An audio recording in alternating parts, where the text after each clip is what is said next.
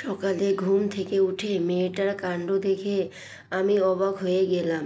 পিচ্চিটার একটা পা আমার পেটের উপর, আর আমার মাথাকে নিজের বুকে শক্ত করে জড়িয়ে আমাকে কোল বালিশ বানিয়ে ঘুমিয়ে আছে।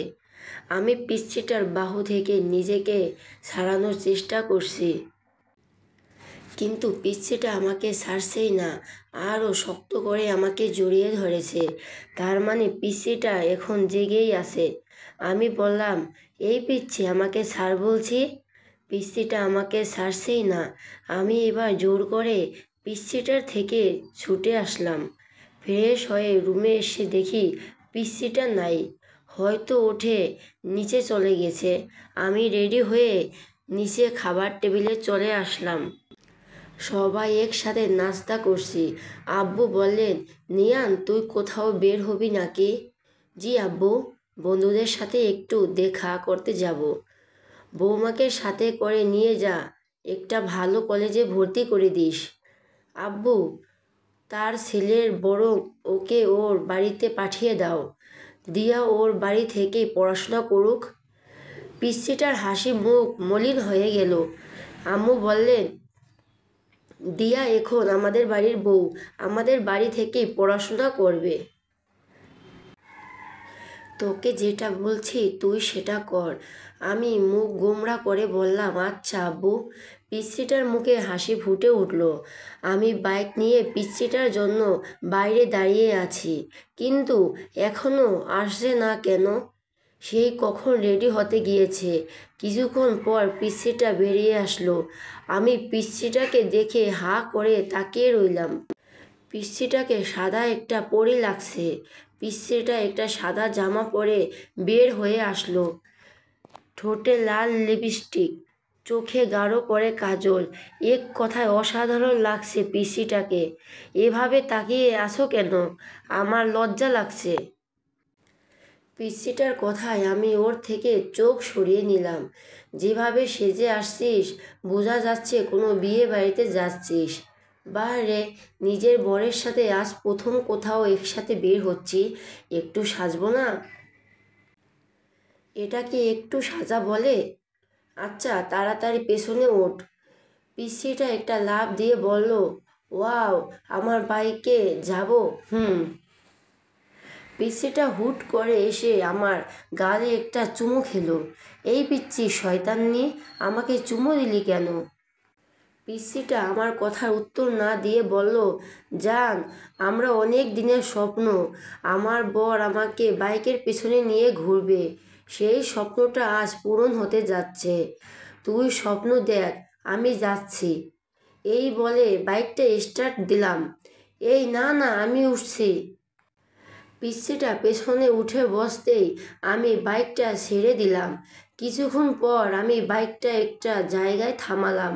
পিচ্চিটা বলল, আমার কি কলেজে এসে পড়েছি? না, তাহলে এখানে বাইক থামালেন কেন? দরকার আছে। পিচ্চিটা আর কিছু বলল না, চুপ করে বসে রইল। আমি ভাবতে লাগলাম, সামনে তো বন্ধুরা আড্ডা দিচ্ছে, আমার সাথে যদি পিচ্চিটাকে দেখে তাহলে তো আমি শেষ। আমি ভাবতে লাগলাম কি করা যায়। হ্যাঁ, বুদ্ধি পেয়েছি। আমি পিচ্চিটাকে বললাম, এই পিচ্চি, আমাকে শক্ত করে জড়িয়ে ধর। পিচ্চিটা খুশি হয়ে আমাকে শক্ত করে ধরলো। আমি বাইকটা স্টার্ট দিলাম। আস্তে আস্তে বাইকের স্পিড অনেকটা বাড়িয়ে দিলাম। পিচ্চিটা ভয় পেয়ে আরও শক্ত করে জড়িয়ে ধরছে, আর আমাকে কে যেন বলছে বাতাসের সশন আওয়াজে। পিচ্চিটার কথা আমি ভালো করে শুনতে পারছি না। আমাদের আড্ডার জায়গা ফেলে আসতেই আমি বাইকের স্পিড কমিয়ে দিলাম। তারপর একটা কলেজের সামনে এসে বাইক থামালাম। পিচ্চিটা বাইক থেকে নেমে কান্না করে দিল। এই এই পিচ্চি, কি হলো? কি কান্না করছিস কেন? তুমি এত স্পিডে বাইক চালিয়ে আসলে কেন? আমি কত ভয় পেয়ে গিয়েছিলাম। এই, সত্যি তুই একটা পিচ্চি, কান্না থামা বলছি, সবাই দেখেছে। এভাবে রাস্তায় কান্না করছিস, মানুষ কি ভাববে? পিচ্চিটা কেঁদেই চলছে। এই পিচ্চি, কান্না থামা বলছি, না হলে কিন্তু এবার ধমক দিয়ে বললাম। এবার আরও জোরে জোরে কান্না করতে লাগলো। এই পিসি, আমি বাড়িতে গিয়ে শ্বশুর আব্বাকে সব বলবো। তুমি আমাকে মারছো আর অনেক স্পিডে বাইক চালিয়েছো। এই মেয়ে, আমি তোকে কখন মারলাম? এটা তো ডাহা মিথ্যা কথা। এই, আচ্ছা বোন, সরি সরি, এবার কান্না থামা। দেখ লোকজন কিভাবে আমাদের দিকে তাকিয়ে আছে। এই, তুমি আবার আমাকে বোন বলছো? এবার কয়েকটা লোক আমাদের দিকে এগিয়ে আসলো। লোকগুলো আমাদের অনেকক্ষণ ধরে লক্ষ্য করছিল। লোক ওয়ান, কি ভাই, মেয়েটাকে এভাবে কাঁদাচ্ছেন কেন? লোক দুই, মেয়ে দেখলে পিছনে লাগতে ইচ্ছে করে। বলে লোকটা নিজের হাতের শার্ট উপরে তুলতে তুলতে আমার দিকে এগিয়ে আসছে। আমি, আরে ভাই থামেন থামেন, উনি আমার বউ, আমার উপর রাগ করে কান্না করছে। আমার মুখে বউ ডাক শুনে মেয়েটা কান্না থামালো।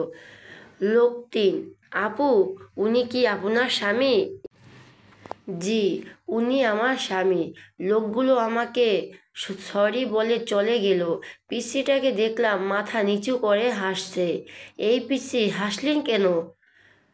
তুমি আমাকে বউ বলছো তাই খুশি লাগছে। আমার বয়ে গেছে তোকে বউ বলতে। আমি তো ওই লোকগুলোর হাত থেকে বাঁচার জন্য তোকে বউ বললাম। যেভাবেই হোক বউ বলছো তো।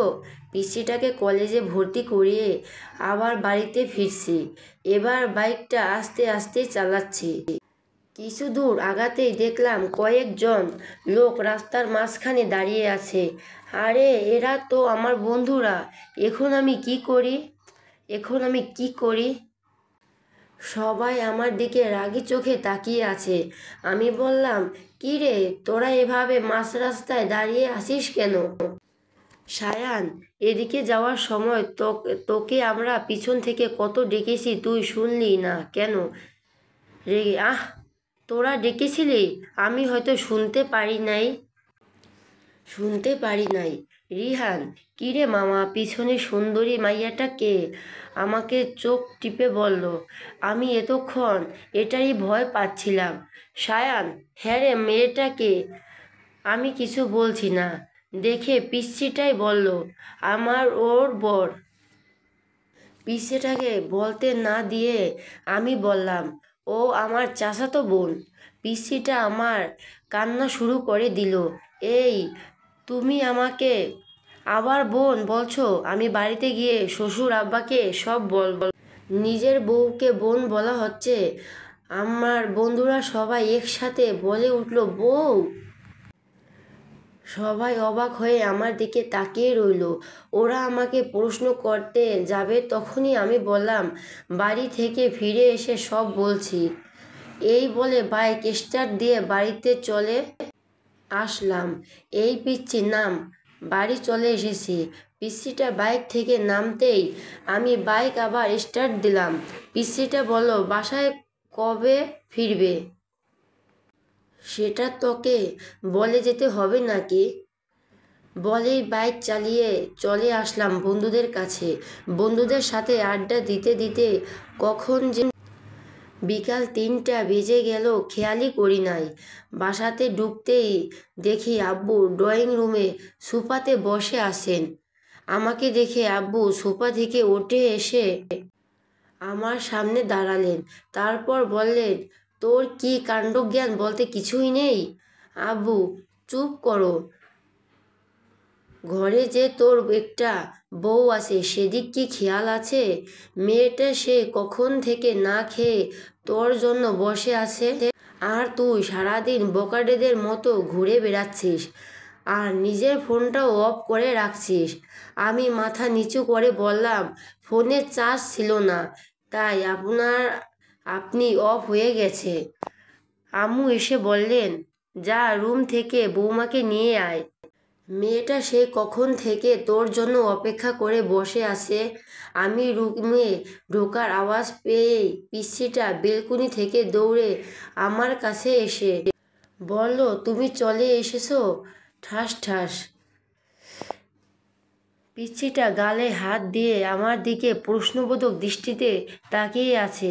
আমি বললাম, এই পিচ্চি, তোকে কে বলছে আমার জন্য না খেয়ে বসে থাকতে? পিচ্চিটার চোখের পানি গড়িয়ে পড়ল।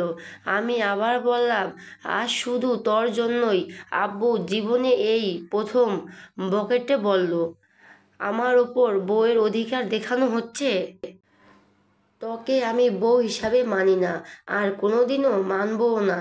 অসহ্য একটা। পিচ্চিটাকে পাশ কাটিয়ে ওয়াশরুমে চলে গেলাম। ওয়াশরুম থেকে ফিরে এসে দেখি পিচ্চিটা সেই আগের জায়গাতেই দাঁড়িয়ে আছে। আমি পিচ্চিটার থেকে 2-3 পা সামনে এসে মাথাটা একটু পেছনে ঘুরিয়ে বললাম, এই পিচ্চি, নিচে আসবি নাকি আমাকে আবারও বকা খাওয়ানোর ইচ্ছে আছে? জি, আসছি। পিচ্চিটাকে নিয়ে খাবার খাচ্ছি। আম্মু পাশে দাঁড়িয়ে আছেন।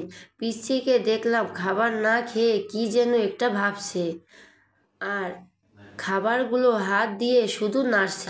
আম্মু পিচ্চিটাকে বললেন, কিরে মা, তুই খাবার না খেয়ে কি ভাবছিস? কিছু না আম্মু। তাহলে খাচ্ছিস না কেন? পিচ্চিটা নিজের গাল থেকে চুলগুলো সরিয়ে কিছুটা ভাত মুখে নিল। আম্মু চিৎকার দিয়ে উঠলেন, সে কি রে দিয়ামা, তোর গালে একটা কিসের দাগ? আম্মুর কথায় আমি পাচ্চিটার গালের দিকে তাকালাম। পিচ্চিটার গাল অনেকটা লাল হয়ে আঙ্গুলের ছাপ দেখা যাচ্ছে। আমার আর বুঝতে বাকি রইল না যে এটা আমারই আঙ্গুলের ছাপ। তখন রাগে থাপ্পড়টা অনেক জোরেই মেরেছিলাম। আম্মু, কি রে মা, কিছু বলছিস না যে? আমাকে বল, কি হয়েছে? এটা হয়তো অ্যালার্জির কারণে হয়েছে আম্মু। গলাটা অনেকক্ষণ ধরে চুলকাচ্ছিল, ওষুধ লাগিয়েছি। না আম্মু, পরে লাগিয়ে নিব। মেয়েটাকে দেখে আমার অনেক মায়া হচ্ছে। আমাকে বাঁচানোর জন্য মেয়েটা মিথ্যে বলল, আর আমি কি না? মেয়েটা আমার আগেই খাবার খেয়ে রুমে চলে গেল। কিছুক্ষণ পর আমি রুমে গিয়ে দেখি মেয়েটা রুমে নাই, হয়তো ব্যালকনিতে আছে। ভাবলাম মেয়েটাকে সরি বলে আসি। আমি ব্যালকনিতে গিয়ে দেখলাম পিচ্চিটা আনমনে বাইরে তাকিয়ে আছে। আমি সব আমাকে বলতে না দিলে পিচ্চিটা বলল, আপনি আমাদের ডিভোর্স চান তো? আমি চুপ করে আছি। আমি জানি আপনি আমাদের ডিভোর্স চান, কিন্তু আপনার আব্বুর ভয়ে বলতে পারছেন না।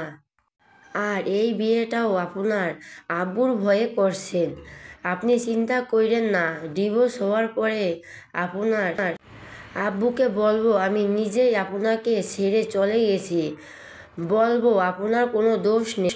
আপনি ডিভোর্স পেপার রেডি করেন। পিচ্চিটার চোখে পানি মুছে রুমে চলে গেল। আমি কিছুই বলতে পারলাম না। পরের দিন বাড়িতে ঘুরতে যাওয়ার কথা বলে পিচ্চিটাকে নিয়ে উকিলের কাছে আসলাম।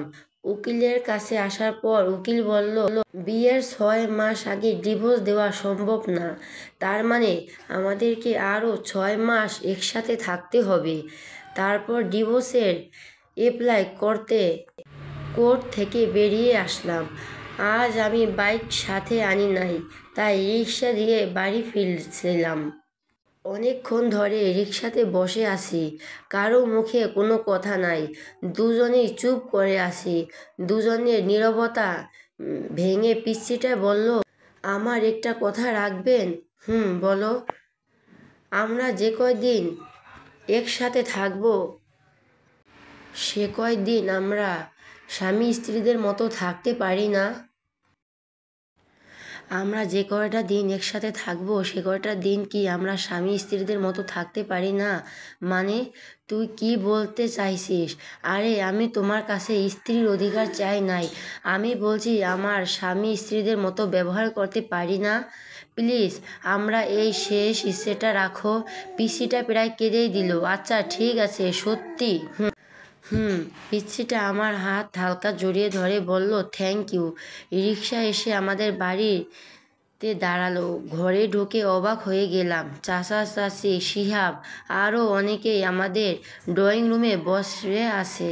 পিসিটা ওর আম্মু আব্বুকে দেখে দৌড়ে গিয়ে ওর আম্মুকে জড়িয়ে ধরলো। তারপর ওর আম্মুকে ছেড়ে ও আব্বুকে জড়িয়ে ধরার সাথে সাথে কান্না করে দিল। চাচা বললেন, আরে পাগলি মেয়ে, কাঁদছিস কেন? বাবা, তুমি কেমন আছো? উফ, পিচ্চিটা হয়তো ওর বাবাকে একটু বেশি ভালোবাসে, তাই এরকমভাবে কান্না করছে। হা হা হা, দেখ পাগলি মেয়ের কাণ্ড। আমি ভালো আছি রে মা, তুই কেমন আছিস? মুখে হাসি দিলেও চোখ দিয়ে পানি ঠিকই পড়ছে। ভালো আছি বলে আবার ডুকরে ডুকরে কান্না করতে লাগলো। চারপাশে দেখলাম পিচ্চিটার কান্না দেখে সবাই চোখে পানি চলে এসেছে। আমার ওদের দেখে খুব কষ্ট হচ্ছে না, কারণ আমি জানি আর কয়েক মাস পর পিসিটা ওর আম্মু আব্বুর কাছে চলে যাবে, তাই আমার তেমন কষ্ট হচ্ছে না।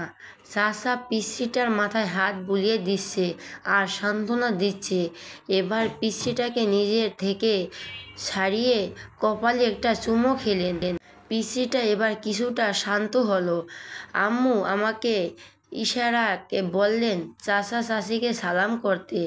আমি এগিয়ে গিয়ে চাচা চাচিকে সালাম করলাম। এবার আব্বু পিসিটাকে বললেন, যাও মা, ব্যাগপত্র গুছিয়ে নাও, আজ তোমরা তোমাদের বাড়ি যাচ্ছ। তোমার আব্বু আম্মু তোমাদের নিতে এসেছে। পিসিটা একবার আমার দিকে তাকিয়ে উপরের রুমে যেতে লাগলো। আব্বু আমাকে বললেন, কী রে, তুই দাঁড়িয়ে আছিস কেন? ব্যাগপত্র গুছিয়ে নে, তোদের গ্রামে গিয়ে 4-5 দিন থাকতে হবে। আমি অবাক হয়ে বললাম, আব্বু আমাকেও যেতে হবে নাকি? চাচা বললেন, হ্যাঁ বাবা, বিয়ের পর শ্বশুরবাড়ি গিয়ে কয়েকদিন থাকতে হয়, এটাই নিয়ম। আর তাছাড়া তুমি যেখানে যাচ্ছ সেটা তো শুধু তোমার শ্বশুর বাড়ি না, তোমার নিজেরও বাড়ি। চাচা বলছিলাম কি, আমি না গেলে কি হয় না? আব্বু না, হয় না। যা তাড়াতাড়ি গিয়ে রেডি হয়ে নে। অন্তঃপর বাধ্য হয়ে আমাদের গ্রামের বাড়ি মানে শ্বশুর বাড়ি আসতে হলো। বাড়ির গেটের ভিতর ঢুকতেই অবাক হয়ে গেলাম। বাড়িটা এখনও সেই বিয়ে বাড়ির মতোই সাজানো। ভিতরে ঢুকতে কয়েকটা মেয়ে দিয়ার আত্মীয়রা চিৎকার করে পিসিটাকে জড়িয়ে ধরল। তারপর একটা মেয়ে আমার দিকে তাকিয়ে বলল, উনি কি তোর বর? পিসিটা লজ্জায় মাথা নিচু করে হ্যাঁ বলল।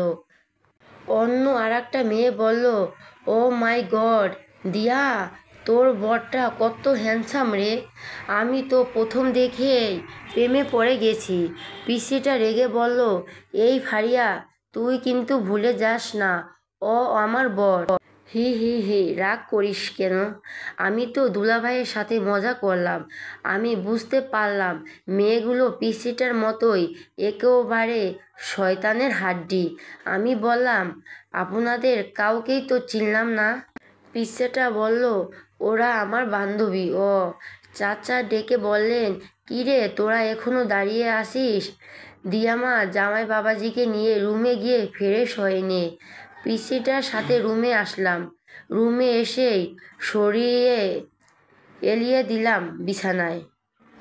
অনেকক্ষণ জার্নির কারণে একটু ক্লান্ত লাগছে।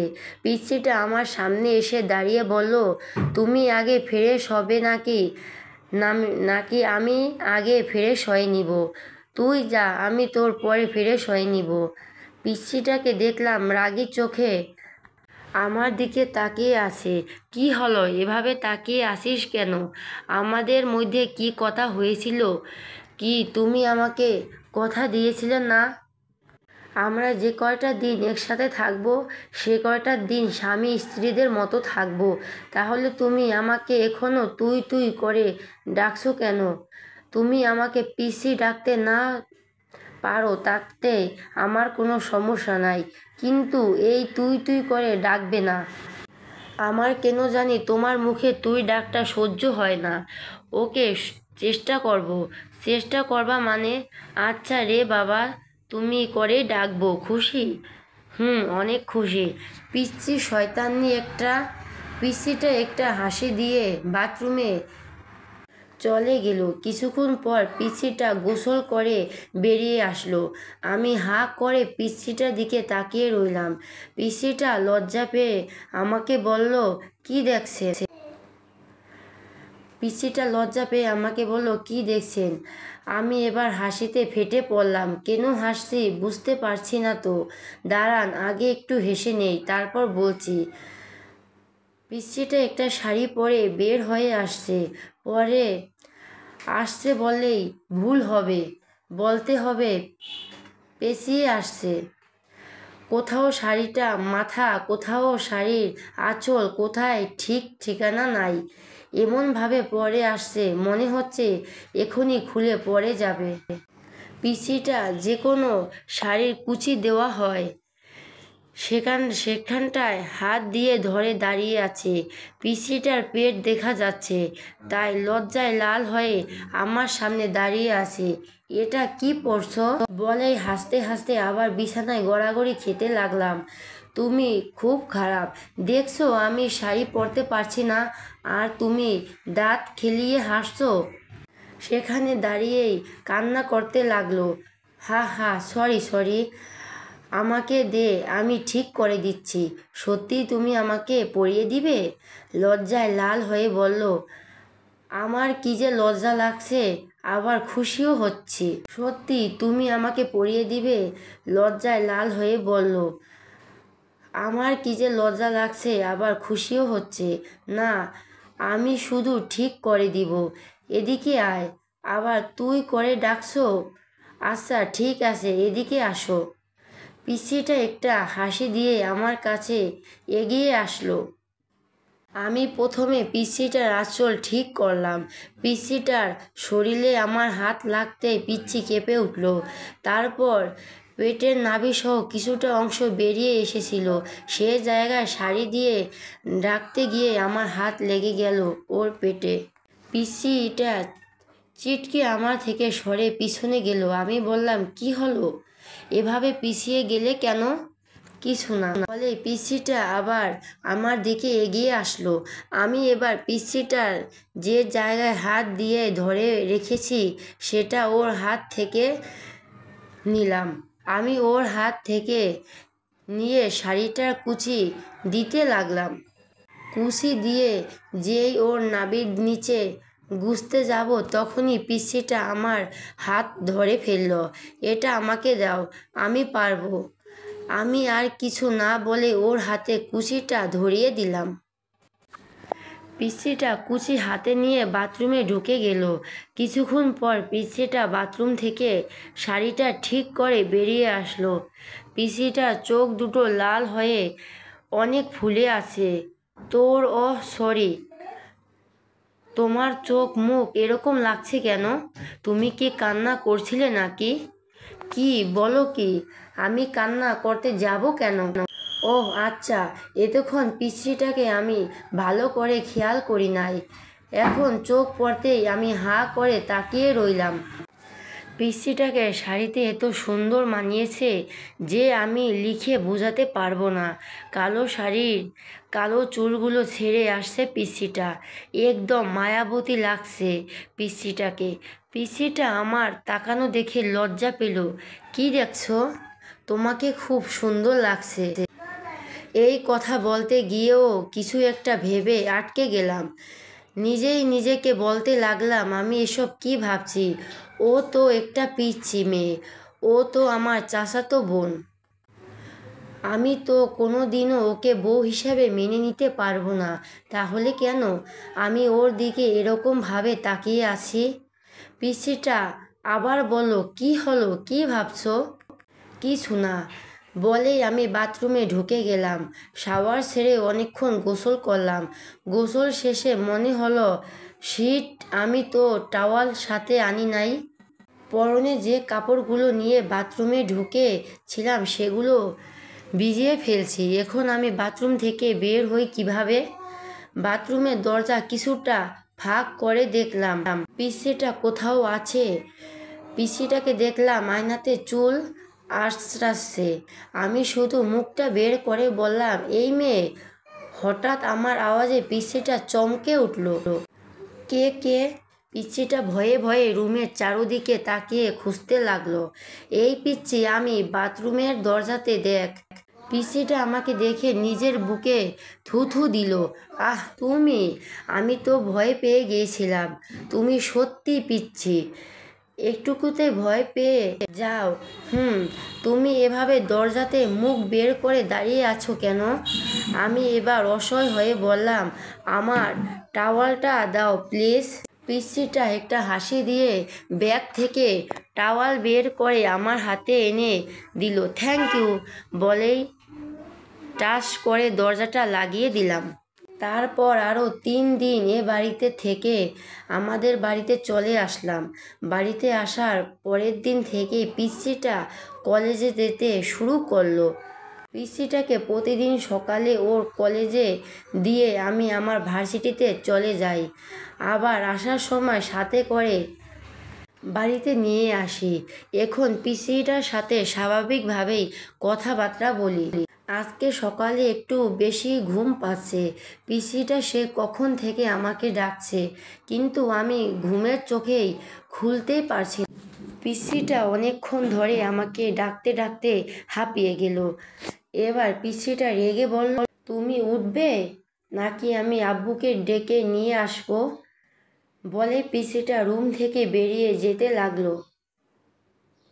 আমি আব্বুর কথা শুনে ঘুম ঘুম চোখেই পিচ্চিটাকে ডাক দিলাম, এই পিচ্চি শয়তানি, দাঁড়াও, আমি উঠছি, আব্বুকে ডাকতে হবে না। অনেক কষ্ট করে ঘুম থেকে উঠে ফ্রেশ হতে গেলাম। ফ্রেশ হয়ে এসে রেডি হয়ে নিচে এসে দেখি পিচ্চিটা আগে থেকে রেডি হয়ে বসে আছে। আমি হালকা কিছু নাস্তা করে পিচ্চিটাকে নিয়ে বাড়ি থেকে বের হলাম। আমি বাইরে বসে পিচ্চিটাকে বললাম বাইকে উঠে বসতে, কিন্তু পিচ্চিটা উঠছে না, আমার দিকে তাকিয়ে আছে। কি হলো, এভাবে তাকিয়ে আছো কেন? দেরি হয়ে যাচ্ছে তো। তুমি এত সুন্দর কেন? বলেই আমার চুলগুলো এলোমেলো করে দিল। চোখ থেকে সানগ্লাসটা নিয়ে নিজের ব্যাগের ভিতর ঢুকিয়ে নিল। এই পিচ্চি, আজকে তোমার কি হয়েছে? এসব কি করছো? দাও, আমার সানগ্লাসটা দাও। না, দিব না। তোমাকে এত স্মার্ট হয়ে থাকতে হবে না। কলেজে কয়েকটা নির্লজ্জ মেয়ে তোমার দিকে কীরকম হা করে তাকিয়ে থাকে, সেটা আমার সহ্য হয় না। ওহ, তাই নাকি? আচ্ছা ঠিক আছে, এখন তাড়াতাড়ি ওঠো, দেরি হয়ে যাচ্ছে। বাইকে উঠতে উঠতে বলল, ঠিক কি আছে? কিছু না, এত কথা বলো কেন? বাইক স্টার্ট দিয়ে এক টানে পিচ্চিটার কলেজে চলে আসলাম। পিচ্চিটা বাইক থেকে নামার পর আমি বললাম, এই পিচ্চি শোন,